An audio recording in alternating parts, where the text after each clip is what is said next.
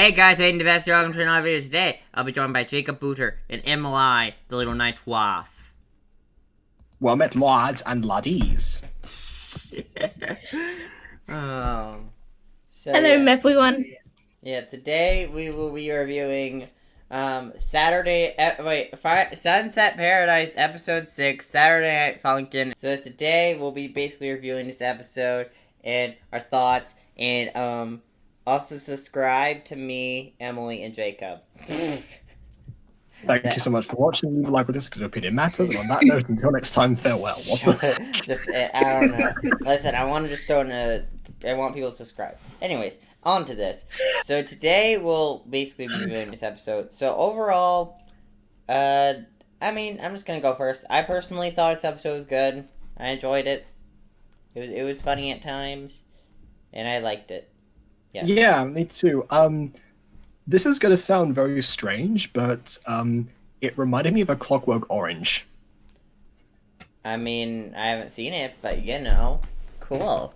Okay, yeah, because there's a certain scene in the book and movie where basically the main character, whose name I've forgotten, is being tortured, kind of like Maggie was at the start of this episode, and the soundtrack to his torture basically is like for brainwashing rehabilitation purposes. So it's like the opposite to what's going on here, pretty much. Yeah. But basically the soundtrack to that is Beethoven, basically, and Beethoven is the guy's favorite composer. So it's like a complete opposite. Every time he hears Beethoven, he feels physically sick. And every time he thinks about violence, feels sick as well. So again, the complete opposite in a way. So I'm just interested in the fact that we actually, weirdly enough, saw a whimsically framed torture scene. Like I feel like the animation style in this doesn't really support the idea of like an intense electrocution scene. So that was ever so slightly off. But in the same way, it's almost like that makes it much more accessible to people. Kind of like Nintendo in a way, which is the inspiration for this lot. So I guess it fits.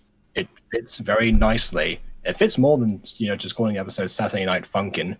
I feel like something like Super Clockwork Orange would have made more sense as a title pun, but there you go. That's just me. Friday Night Funkin's popular, so you need to find some way to get it relevant.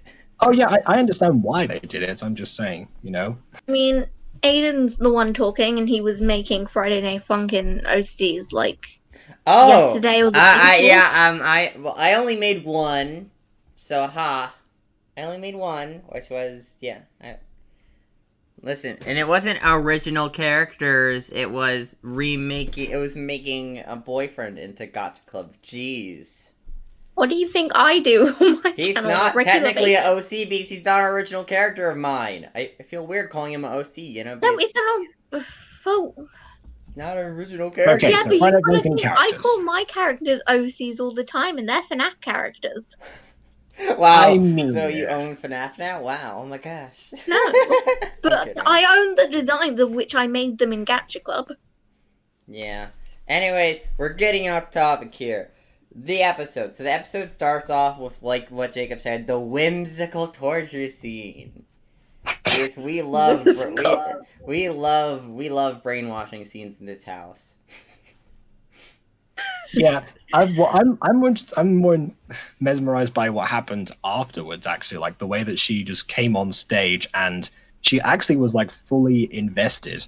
That was even before the whole the whole music triggered her to go and destroy evil mode and whatever. Because the point of this, we didn't mention this before, but the point of the torture was to make it so that it would seem like the mayor was evil and therefore had to be destroyed.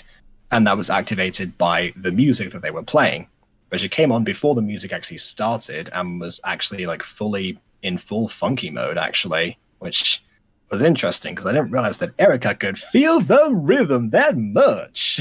Yeah, you know what happens when there's magical musical brainwashing. You know what that's like. It reminded me of Yandere Stimulator in a way. Oh my gosh, the whole brainwashing thing, and then she's given a target, and she's given that target to destroy. It reminds me of Yandere Simulator, where you brainwash a student and give them a weapon and make them target to kill them. Mm-hmm. It kind of reminded me in that way. Yeah, so, I actually liked the bit where, like, Ori was kind of dancing along and avoiding her attacks. I really enjoyed that bit of the animation, though. Like, I know it didn't technically last long, but I enjoyed that bit. Yeah, like, the animation, like, really, especially for the fight scene, was timed to the music, which, again, makes me think that, yes, that was part of the brainwashing, but at the same time, it was like, that was almost choreographed for the show. I mean, they do make original music for the show, so, Well, okay, well, even if they didn't, you can still animate something to the time of the music. Yeah. I mean, heck, that's what I've been doing in Gacha for years, One of those things.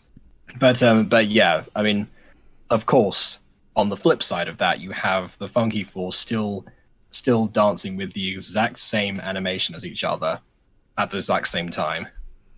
Well, I mean, to be fair, I feel like that's probably a mix of the fact that they're constantly in sync and they practice a lot, and also probably partially to save animation. Let's be honest. Yeah. You just copy the exact same movements of the same characters over on other characters, and rather than having to animate fresh characters and have unique dance moves. Plus, it looks better when they're all dancing similarly, if not the same.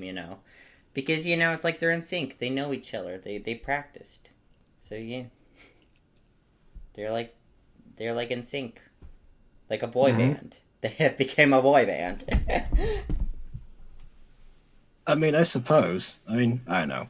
I feel like I feel like for that they definitely would need to like sing songs or something like that. But otherwise, they've got everything else you need basically.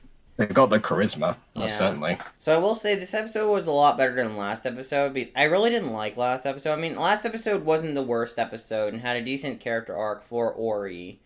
But, I don't know. I mean, it wasn't terrible, but it was a very weak episode last episode. But I feel like this episode was a strong episode, And I suppose. I think last episode was kind of setting up for this one, really. Yeah, it was setting up. I just felt like the setup wasn't as strong as the way this worked out, Perhaps. I feel like there may have been a bit more character drama in the last episode. This was much more of the what am I trying to say? It was much more of action drama, basically. Yeah. Because we listen, I have wrote quite a few of these scenes where characters fighting mind control quite often. I have did it several times! Is it an addiction? Maybe. But that's beside the point. Listen, I enjoy writing those scenes. It's fun. We're pro brainwashing in this household. Yeah. Oh, jeez. Oof. Click the link in the description to donate to brainwashingsociety.com today. Yeah. But I like the joke about the Funky Force, to pretend to be the audience, It's like, oh yeah, we totally support the Funky Force. They're evil. I like that joke. And Ice Cream Man was top notch in this episode. I love Ice Cream Man. Oh yeah. Right. We stand Ice Cream Man. I'm back in the correct moment then. So yeah, I do love the fact that he lit his ice cream on fire, and that was his pitchfork moment, or like his torch. Yeah. And I like Which makes me wonder, he must have the highest quality ice cream ever, because... I mean, he apparently uses sticks in his ice cream, so who knows what else he adds in his ice cream. No wonder the Ouroboros are so round. They digest their food. It takes them ages. Yeah. I mean, I still feel like the Funky Force are probably the weakest antagonists, in the series. Like, I don't know. I feel like they're on the weaker side, in my opinion. I don't know. I might have given that to the Spud Buds, really. I guess. In all honesty, because the Funky Force have that personality, and weirdly enough, it's like much like Whisk. They have their duality. Basically, they have their confident facade of the seriousness, and then suddenly they have their other side, basically their true selves in a way. Yeah, I don't know. I mean, I will say the Spud Buds outside of Duke are undercharacterized, but at the same, I don't know. You could say that for the Funky Force, but it's a toss-up between which one of them are the weaker antagonist, you know? I don't know. It's definitely a toss-up, though, for me, you know? Like, it could technically go either way with them. I would say, I don't know. So, yeah. Anyways, on to stuff. So, basically, Meggie fights the brainwashing and manages to accidentally destroy the music at one point, and the town causes a riot. So, yeah, that's fun. We love rioting here. We love rioting. Yay! Pro rioting as well as pro brainwashing. We're pro. We're pro rioting while brainwashed. That's what we're pro. All right. I was gonna say, like, I'm looking back at scrolling through bits of the episode to see if there's any bits that we missed. I don't think so. I mean, we talked about the whole Benedict scene at the end, which I thought the Benedict scene was a good scene, you know? Mm-hmm. I liked the Benedict scene. Yeah, definitely. I mean, you now get a sense of the connection between them, and, you know, the fact that this isn't even his final form and all that good stuff. You haven't even seen my final form!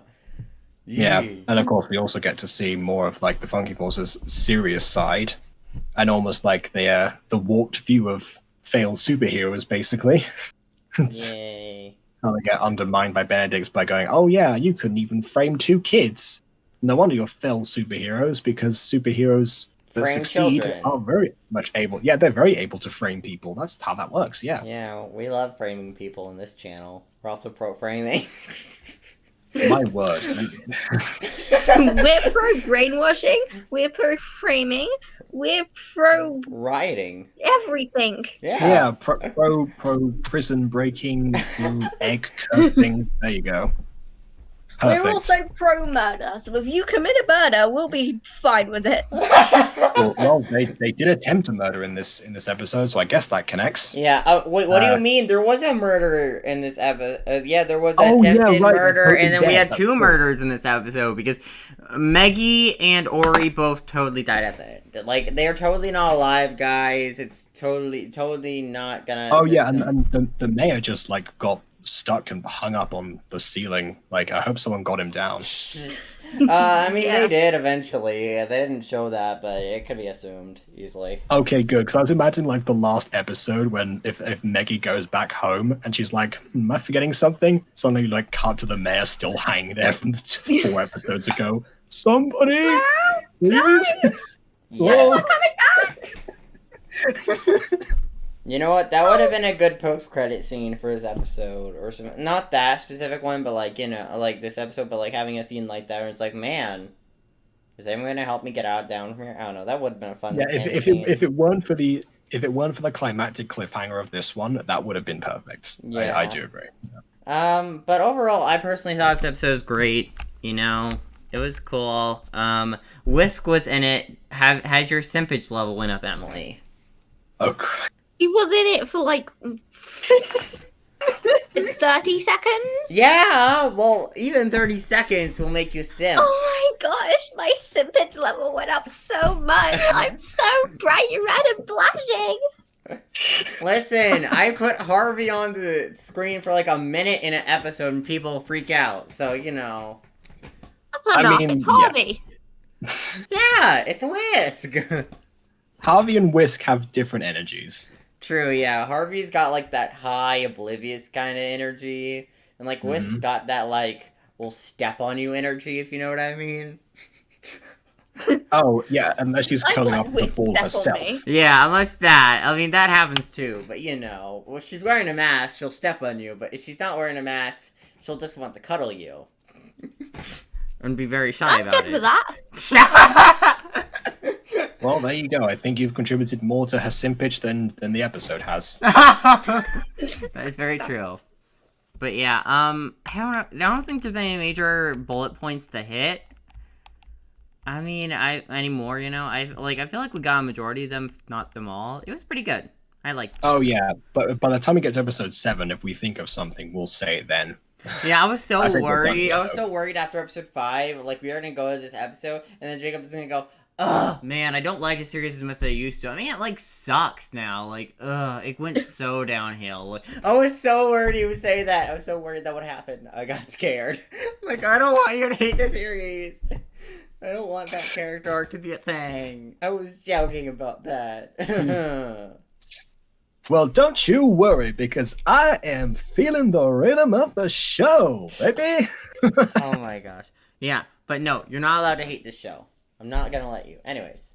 Okay, forbidden. I don't for now. For now. No, you won't ever. Anyways. I'm gonna watch the whole... I hope you enjoyed this review. Watch Sunset Paradise. It's good. Subscribe to me. Subscribe to Emily. Subscribe to Jacob. I'm making more reviews of these till we finish the whole series. And maybe if they do a season 2, which I honestly doubt, but maybe. I doubt they're going to do a season 2. Do you think they're going to do a season 2? I don't know, but they're going to do Metroid season 3. Oh, no, that's happening, yeah. That's happening. Oh, well, they'll probably do that first. Yeah, but if this show gets season 2, which I hope it does. Anyways, I'm going to end this here. Like, comment, subscribe to Emily, and bye.